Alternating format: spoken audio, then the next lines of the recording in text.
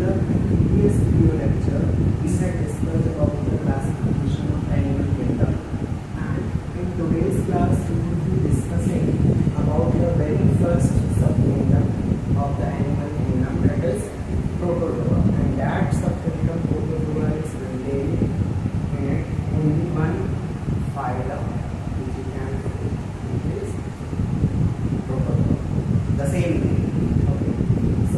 We will be discussing the general characters of phylum Protozoa in today's lecture. This particular phylum is very important from the point of view of B.Sc as well as M.Sc, and of course, even if you consider general biology, it becomes very important. So, the very first thing is, what is Protozoa? So, if you look at the word Proto, if you break the word, you can find proto plus zoa. तो दो words में अगर हम इन्हें break करते हैं, proto का मतलब क्या हो जाता है? फर्स्ट और प्रिमिटिव. जोआ या जू इस वर्ड का मतलब हो जाता है एनिमल. ओके, सो प्रोटो मीन्स प्रिमिटिव, और you can say the first one, right? Zoa here means, or zoo here means animals. So they are basically the first or the primitive animals. So they are generally microscopic.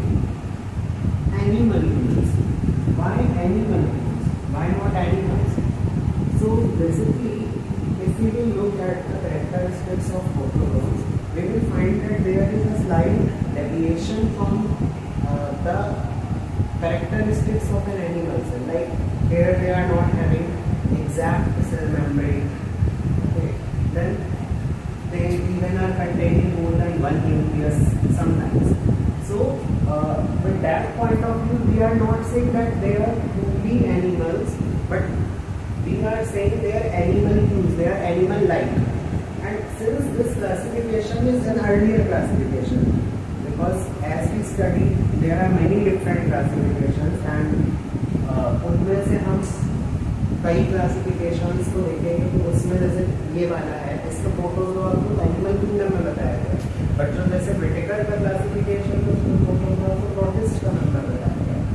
तो उस वक्त पे जब ये classification आया था, तो where to place protozoa, that was a big question. So they placed in the animal kingdom, but there were certain deviations. So they are calling it animal-like, animal cubes basically.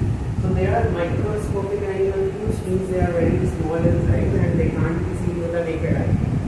Then they are simplest and primitive protoplasmic grade of organization. What does this mean?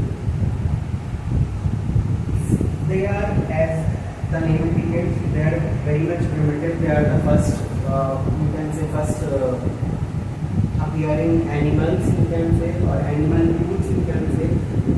Then they are having protoplasmic grade of organization. That means they are not having any organ, they are not even having tissues. It is just a simple cell which is having all the characteristics, all the functioning part, all the physiology, whatever it is there, it is going on inside a single cell. So protoplasmic grade of organization. It is a lower organism, it is a simple organism, it is a primitive organism. That is the protoplasmic grade. No tissue is yet developed, no organ has yet developed. That is why it is very much simple. Then body is naked or covered with pellicle. In some shells or internal skeleton can also be found. So pellicle here is a special sort of, you can say, cell membrane or cell envelope which is present, and it is quite different in, you can say, it is quite different in chemical composition to the cell membrane of the animals. So it is quite different. That is why it is having a certain specific name, pellicle. And some can even have shells and internal skeletal structures too, that we will learn in the later part. Then body can be of various shapes. It can be oval, spherical, flattened, elongated. elongated also, and many other shapes. Like we will definitely study some of the organisms, like Vorticella is bell shaped, then Paramecium is quite elongated, Eulina is also elongated, so there are various shapes. Then body is differentiated into ecto and endoplasm. So the protoplasm, or the you can say the living content of the cell, actually it is divided into two major portions, ectoplasm and endoplasm. So what is it actually protoplasm? So inside a cell, the cytoplasm along with the nucleoplasm containing all the organelles also, that forms the protoplasm. Means cytoplasm, nucleoplasm along with the organelles, that part is actually totally called as protoplasm. So it is divided into ecto and endoplasm. Then they can have one or more nucleus. So ऐसा नहीं होगा कि कोई सिर्फ एक ही nucleus होगा, nucleus एक या एक से ज़्यादा हो सकता है, और which can be monomorphic as well as dimorphic. Monomorphic, dimorphic. Monomorphic, mono means one, morphic means morphological appearance, structure or morphology basically, and di means two, and morphic here means forms or morphology basically. So monomorphic means nucleus is existed only in one form, while in dimorphic nucleus may exist in two forms. Like if I talk about the case of Paramecium, which we will learn later on in detail, there the nucleus is actually existing in two different forms. One is macronucleus, another one is micronucleus. So first of all, the nucleus is not always one in case of protozoa. It can be more than one, it can be two, even it can be three also.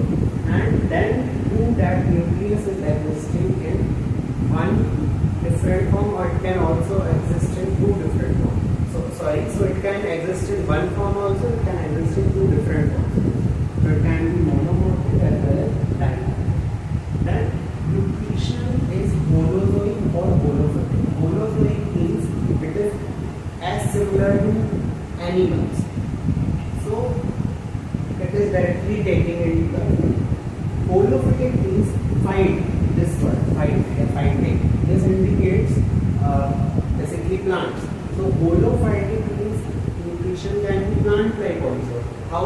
Because certain protozoans are also having some sort of photosynthetic, you can say organelles or photosynthetic particles or entities within them. So it can be holophytic also. Then it can be saprozoic also, means they are basically acting upon the dead and decomposed material, as well as parasitic, means they can actually invade over someone's body and they can derive its nutrition from that. Then the digestion is intercellular and it is taking place with the help of bacteria. So it is taking place inside the cell only because it is a single celled organism. It is not having organs, tissues, anything. The grade of organization is protoplasm. So everything actually is happening inside the cell. So digestion is also taking place inside the cell. It is intracellular and it is taking place with the help of bacteria. Then respiration occurs through general body surface and it actually occurs through diffusion.